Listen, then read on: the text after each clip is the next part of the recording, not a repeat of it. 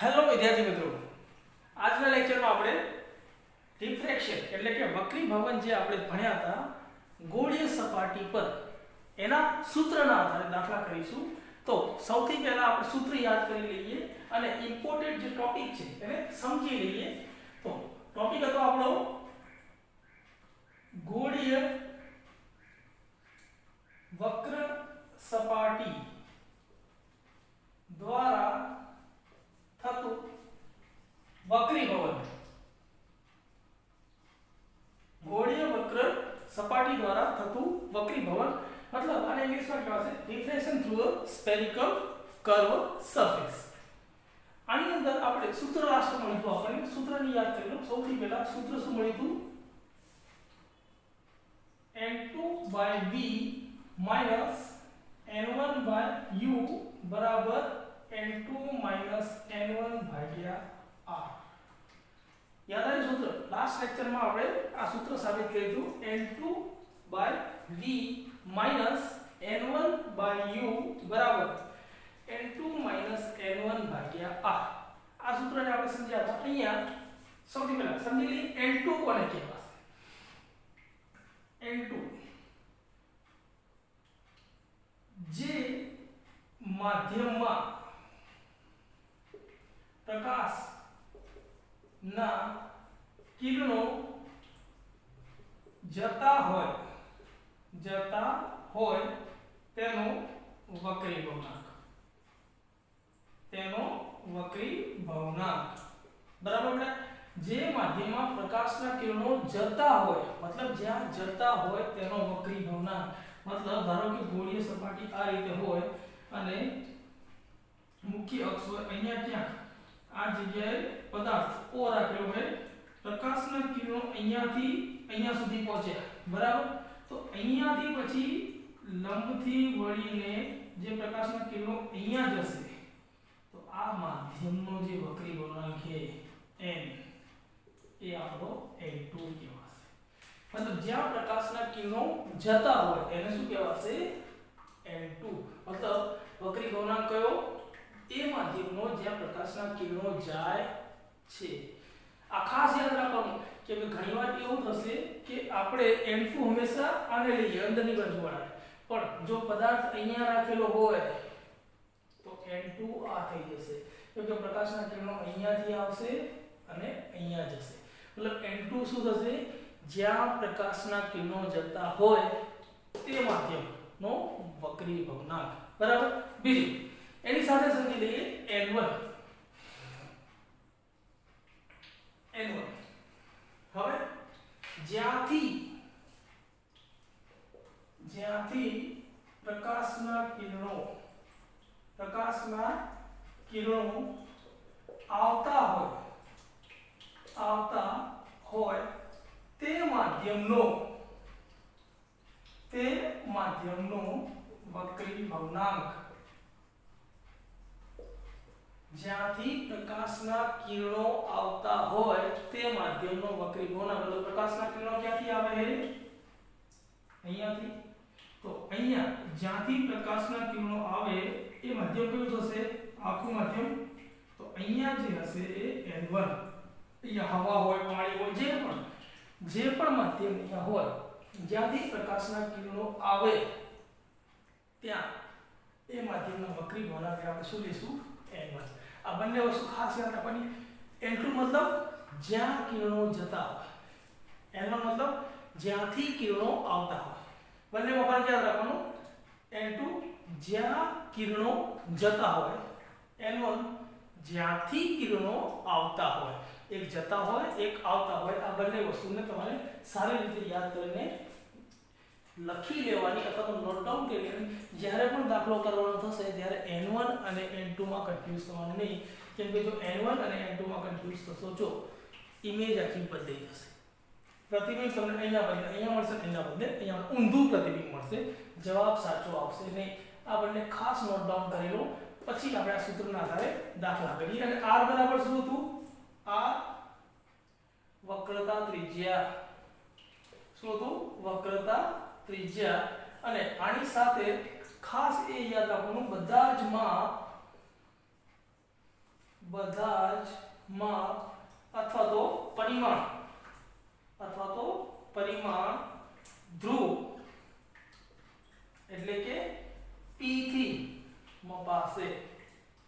આ ખાસ બેટા આ ચાર મુદ્દા N2 કોને કહેવાશે, N1 R કોને કહેવાશે અને બધા જ માપ ક્યાંથી મપાશે, ધ્રુવ એટલે કે P થી મપાશે। આને નોટ ડાઉન કરી લો, પછી આપણે દાખલા કરી અને આના રિલેટેડ બધા જ દાખલામાં આ વસ્તુ આપણે ખાસ યાદ રાખવાની। આ ચાર વસ્તુ R એટલે વક્રતા ત્રિજ્યા, તમને વક્રતા ત્રિજ્યા આપેલી હોય અથવા તો આખો ગોળો આપેલો હોય અને ગોળાની વ્યાસ આપેલો હોય તો પણ તમારે R બરાબર જ લેવાનું, વ્યાસ બરાબર લેવાનું નહીં।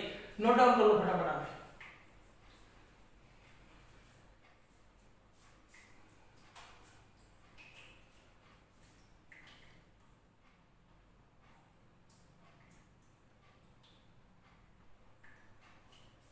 થઈ ગયું નોટ ડાઉન? આગળ વધીએ આપણે। જો નોટ ડાઉન ના થયું હોય તો પોઝ કરીને નોટ ડાઉન કરી લેવાનું, કેમ કે આની જરૂર પડશે દરેક વખતે। સાઇન કન્વેન્શનના પણ સંજ્ઞા પ્રણાલી વખતે પણ આ વસ્તુની જરૂર પડશે। હવે આપણે સૌથી પહેલા એક પ્રશ્ન કરવાનો પ્રયત્ન કરીએ કે એ પ્રશ્નને પહેલા સમજીએ, પ્રશ્નમાં આપેલું શું છે અને આપણને માંગ્યું શું છે એ આપણે સમજી લઈએ। પ્રશ્ન સૌથી પહેલા એક માધ્યમ આપેલું છે, એક ગોળીય સપાટી આપેલી છે આપણને આ રીતે, જેને આપણે કર્વ સરફેસ અંગ્રેજીમાં કહીએ, ગોળીય સપાટી આપેલી છે। અહીંયા કર્વ સપાટી જે આપેલી છે આપણને એનો વક્રીભવનાંક n બરાબર 1.5 આપેલો છે। કેટલો આપેલો છે? 1.5। અને અહીંયા મુખ્ય અક્ષ આ રીતે આપણે લઈએ તો અહીંયા આ જે વક્ર સપાટી આપેલી છે એ વક્ર સપાટીની ત્રિજ્યા, વક્રના ત્રિજ્યા r બરાબર આપેલું છે 10 સેન્ટીમીટર, બરાબર। આપણને કઈ વસ્તુ આપેલી છે? r આપી દીધો ભાઈ, n આપ્યો છે। હવે n1 છે કે n2 એ કઈ રીતે ખબર પડશે? વસ્તુ ક્યાં રાખેલી છે તેના પરથી। આ n1 છે કે n2 કઈ રીતે ખબર પડશે? વસ્તુ ક્યાં રાખેલી છે એના પરથી। ધારો કે હવે આપણે કહી દીધું કે વસ્તુ અહીંયા રાખેલી છે આ જગ્યાએ O, વસ્તુ અહીંયા રાખેલી છે O પર, અને આ બહારનું જે માધ્યમ છે એ આપેલું છે આપણને હવા, જ્યારે આ આપણને આપેલું છે ગ્લાસ, બરાબર બેટા? તો બહારનું માધ્યમ હવા છે તો હવાનો વક્રીભવનાંક કેટલો થશે? 1। તો અહીંયા n બરાબર 1। વસ્તુ અહીંયા રાખેલી છે મતલબ પ્રકાશના કિરણો અહીંયાથી આ રીતે જશે, બરાબર? પ્રકાશના કિરણો અહીંયાથી આ રીતે જશે। જો પ્રકાશના કિરણો અહીંયાથી આ રીતે જાય છે તો n1 શોધ બેટા। n1 જ્યાંથી પ્રકાશના કિરણો આવતા હશે એ, એટલે આ થઈ ગયો આપણો n1। n2 જ્યાં પ્રકાશના કિરણો જતા હશે એ, મતલબ અહીંયા પ્રકાશના કિરણો આવશે, અહીંયાથી રિફ્લેક્ટ થઈને વક્રીભવન પામીને, તો આ થઈ ગયો આપણો n2, બરાબર? મતલબ n1 અને n2 કોને કહેવા એ આપણને ખબર ક્યાંથી પડશે કે વસ્તુ ક્યાં રાખેલી છે તેના પરથી। હવે બીજું શું આપેલું આપણને કે અહીંયા આ વસ્તુ અહીંયાથી લગભગ 30 સેન્ટીમીટર અંતરે આપેલી છે। કેટલા સેન્ટીમીટર અંતર છે? 30 સેન્ટીમીટરનું અંતર છે વસ્તુનું। હવે અહીંયા આ જગ્યાએ આપણો હશે P, બરાબર? પ્રશ્ન પૂછ્યો આપણને આપેલ ગોળીય સપાટી દ્વારા મળતું અંતિમ પ્રતિબિંબ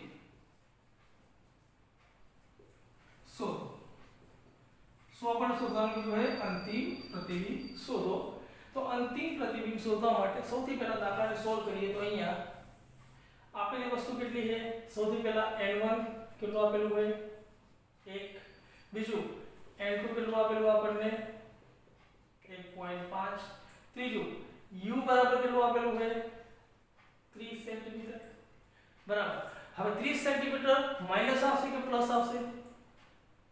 સમજીએ અહીંયાથી 30 સેન્ટીમીટર માઈનસ આવશે કે પ્લસ આવશે? આપાત કિરણની દિશાના બધા જ અંતરો કેવા લેવામાં આવશે પ્લસ મતલબ આપાત કિરણની દિશા કઈ થઈ આ બાજુ મતલબ આ બાજુના બધા અંતર કેવા આવશે પ્લસ એની વિરુદ્ધ દિશા એટલે કે આ બાજુના બધા અંતર કેવા થશે નેગેટિવ તો અહીંયા u તમને આપેલો છે એ અહીંયા मतलब આપણે પહેલા એક પોઈન્ટ યાદ કરાયો તો તમને પહેલા લખ્યો તો બધા જ અંતરો ક્યાંથી માપવામાં આવશે p એટલે કે ધ્રુવથી અહીંયાથી તો આ અહીંયા આપેલું છે તો ધ્રુવથી માપીએ તો આપણે આ દિશામાં જવું પડે તો આ દિશામાં જઈએ તો આ દિશામાં શું આવશે ઋણ એટલે u બરાબર થશે -30 સેન્ટીમીટર ખાસ યાદ રાખવાનું આપાત કિરણની દિશાના આધારે સંજ્ઞા પ્રણાલી બદલાશે આપાત કિરણની દિશામાં પ્લસ એની વિરુદ્ધ દિશામાં માઈનસ અને બધા જ અંતર ક્યાંથી મપાશે ધ્રુવથી જ મપાશે અરીસામાં અને લેન્સમાં બંને વસ્તુ સેમ અરીસા અને લેન્સમાં બંને વસ્તુ સેમ બધા જ અંતર ક્યાંથી મપાશે ધ્રુવથી જ મપાશે આપાત કિરણની દિશા પ્લસ આપાત કિરણની વિરુદ્ધ દિશા માઈનસ આ ખાસ યાદ રાખવાનું આ યાદ નહીં રહે તો માઈનસ પ્લસ ની ભૂલ થશે અને માઈનસ પ્લસ ની ભૂલમાં દાખલો ખોટો થશે બરાબર હવે બીજું શું આપેલું આપણને r કેટલું આપેલું હોય 10 હવે r પ્લસ આવશે માઈનસ આવશે r ક્યાં હશે બેટા આ રીતે વક્ર આ રીતે ગોળો દોરીએ આપણે તો r ક્યાં આવશે અહીંયા ક્યાં તમારું c બિંદુ વક્રતા કેન્દ્ર અને અહીંયા આ જે અંતર છે આ અંતરને આપણે કહીશું r આપાત કિરણની દિશામાં છે આપાત કિરણ આ રીતે આ બાજુના બધા અંતર પ્લસ તો p થી માપીએ આપણે c સુધી આ શું થશે પ્લસ અને r તમારો થશે પ્લસ 10 બરાબર r પણ નેગેટિવ હોઈ શકે એટલે હંમેશા એવું વિચારી નહીં લેવાનું કે r હંમેશા પ્લસ જ હશે ના r પણ નેગેટિવ હોઈ શકે દાખલા કરશો તો ખબર પડશે તમને બુકની અંદર ઘણા બધા એવા દાખલા આપેલા છે જેમાં r બદલાઈ જશે તો r પણ આ વક્ર આ બાજુના બદલે આ બાજુ લો તો શું થશે r માઈનસ આવશે કેમ કે r આ બાજુની દિશામાં લેવામાં આવશે ખ્યાલ આવે બેટા આ વક્ર આ બાજુના બદલે જો આ બાજુ વક્ર બનાવો આ રીતે તો અહીંયા p થઈ જશે અને p થી આ બાજુનું અંતર એટલે r અહીંયા નેગેટિવ થશે એટલે r હંમેશા પ્લસ હોય એવું માની લેવાનું નહીં આ ખાસ યાદ રાખવાનું દાખલા કરતી વખતે આવા ઘણી બધી નાની નાની ભૂલો થાય છે આપણાથી એ ભૂલો ના થવી જોઈએ હવે અહીંયા r આપણે આગળ હોય પ્લસ સૂત્ર મૂકીએ આપણે સૂત્ર બરાબર n2 ભાગ્યા v માઈનસ n1 ભાગ્યા u બરાબર n2 માઈનસ n1 ભાગ્યા r બરાબર n2 1.5 ભાગ્યા v ઓછા n1 1 ભાગ્યા u માઈનસ 30 બરાબર n2 1.5 ઓછા 1 ભાગ્યા r 10 માઈનસ માઈનસ શું થશે બેટા પ્લસ એટલે 1.5 ભાગ્યા v પ્લસ 1 ભાગ્યા 30 બરાબર 1.5 ઓછા 1 શું થશે બેટા 0.5 ભાગ્યા 10 અહીંયાથી પોઈન્ટ હટાવી દો તો અહીંયા 100 થઈ જશે તો 5 ભાગ્યા 100 આ પોઈન્ટ આપણે હટાવી દઈએ તો અહીંયા પોઈન્ટ હટાવવાનું શૂન્ય નીચે આવે તો અહીંયા 100 થશે અહીંયા ધ્યાન આપજો બેટા ભૂલ ના થવી જોઈએ 1.5 ભાગ્યા v વત્તા 1 ભાગ્યા 30 બરાબર 20 50 ને 100 થાય બેટા તો અહીંયા 1 ભાગ્યા 20 આવો જવાબ મળશે અને આપણે આ બાજુ લઈએ તો શું મળશે આપણને 1.5 ભાગ્યા v બરાબર 1 ભાગ્યા 20 ઓછા 1 ભાગ્યા 30 ખ્યાલ આવે લસા લઈએ આપણે લસા લઈએ તો શું મળશે આપણને 1.5 ભાગ્યા v બરાબર અહીંયા 30 ઓછા 20 ઓહો આનો લસા ડાયરેક્ટ બેટા આપણે આ બંનેનો લસા થશે 60 કેમ કે 20 તરી 60 અને 30 દુ 60 60 ની અંદર આ બંને ભેગા થશે તો અહીંયા 60 કરવા માટે કેટલા કરવું પડશે 20 તરી 60 મતલબ ઉપર 3 થી ગુણવા પડશે માઈનસ અહીંયા 30 દુ 60 मतलब यहाँ 2 થી ગુણવા પડશે તો આ મળશે આપણને 1.5 ભાગ્યા v બરાબર 3 ઓછા 2 1 ભાગ્યા 60 બરાબર। હવે v ને બદલે 60 આવડે તો v બરાબર મળશે આપણને 1.5 ગુણ્યા 60 કેટલું થશે બેટા 1.5 ગુણ્યા 60 चेक कर लो v बराबर पॉइंट काटिए तो 15 भाग्या 10 गुणिया 60 0 થી 0 કરીએ 15 6 કેટલા થશે બેટા 15 6 કેટલા થશે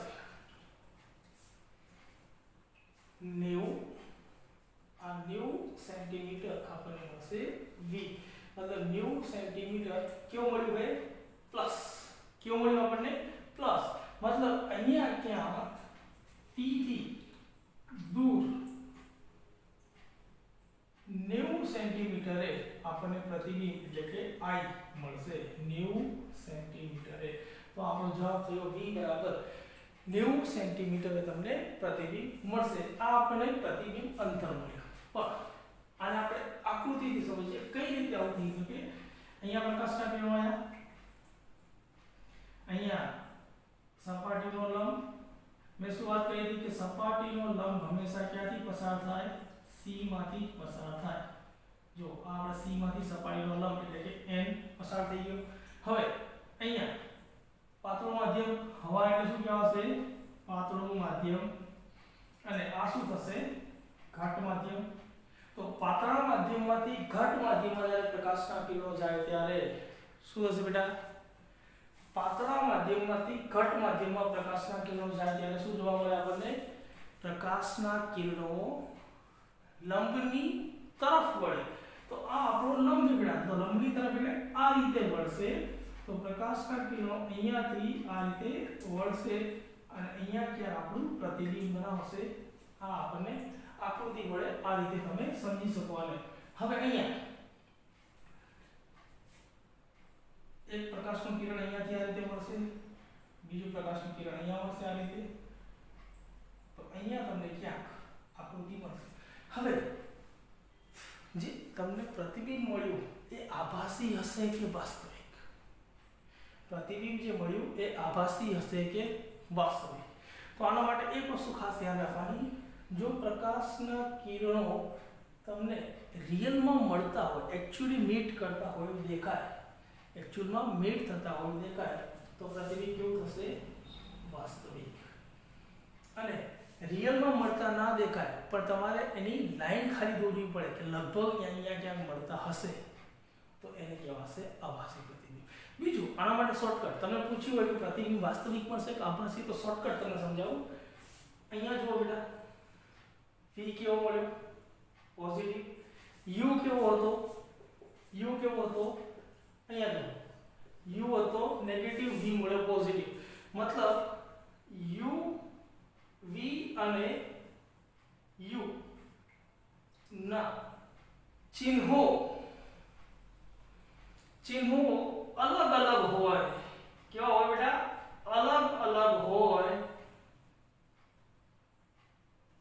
તો वास्तविक प्रतिबिंब ज मळे आ गोखी नाखवानुं बेटा जो आ बधी खबर ना पड़े आकृति दौरान याद ना आवे कि आकृति दौरान टाइम बगड़तो होय तो u અને v अलग अलग होय मतलब एक प्लस माइनस एक प्लस और बीजू माइनस एक माइनस और बीजू प्लस अलग अलग होय तो हमेशा तमने वास्तविक प्रतिबिंब ज मळशे અને જો બંને સરખા હોય બંને પ્લસ કે બંને માઈનસ તો હંમેશા આભાસી પ્રતિબિંબ મળશે આ વસ્તુ ખાસ યાદ રાખવાની પણ અરીસામાંનાથી ઊંધું થશે અરીસામાં જો અલગ અલગ હશે તો આભાસી મળશે અરીસામાં જો અલગ અલગ હશે તો શું મળશે આભાસી મળશે ખાલી લેન્સમાં અલગ અલગ હશે તો વાસ્તવિક મળશે આ બધા નાના નાના મુદ્દાઓને ખાસ યાદ રાખવાના જો આ ચેપ્ટરમાં માસ્ટરી લેવી હોય તો આ ચેપ્ટરની માસ્ટરી ત્યારે જ આવશે જ્યારે આ નાના નાના મુદ્દાને તમે ધ્યાન રાખશો u અને v અલગ અલગ કોના માટે લેન્સ માટે तो वास्तविक प्रतिबिंब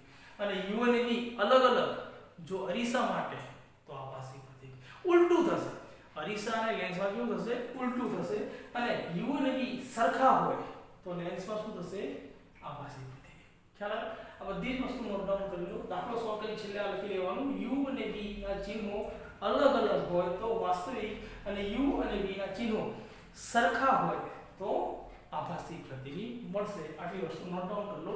અને નેક્સ્ટ લેક્ચરમાં આપણે આના જેવો જ આનાથી થોડો અલગ વક્રી ગુણાંકો ચેન્જ કરીને આપણે દાખલો સમજશું. ત્યાં સુધી આ દાખલાના રિલેટેડ જેટલા પ્રશ્નો બુકની પાછળ હોય કે ઉદાહરણમાં હોય એ બધા તમારે હોમવર્કમાં કરવાના રહેશે.